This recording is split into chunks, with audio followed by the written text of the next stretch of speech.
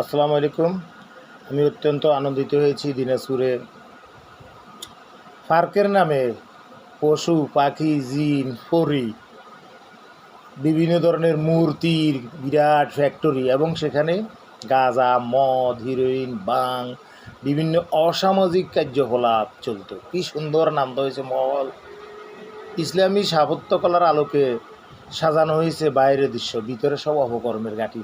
এই যে এগুলো ভেঙে ফেলা হয়েছে, ইসলামে মূর্তি ভাঙা হয়েছে, কোথাও কোনো মূর্তি রাখা যাবে না, ভাস্কর্যের নামেও রাখা যাবে না।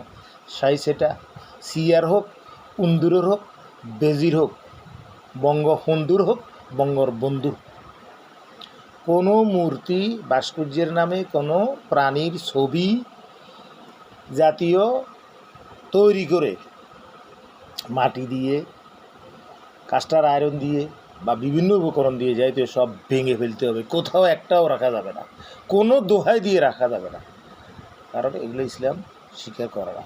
আমাদের ইসলাম এসেছে 360 মূর্তি কাবাঘরের ভিতরে, সেটা ভেঙে ইব্রাহিম আলাইহিস সালাম মূর্তি ভেঙে।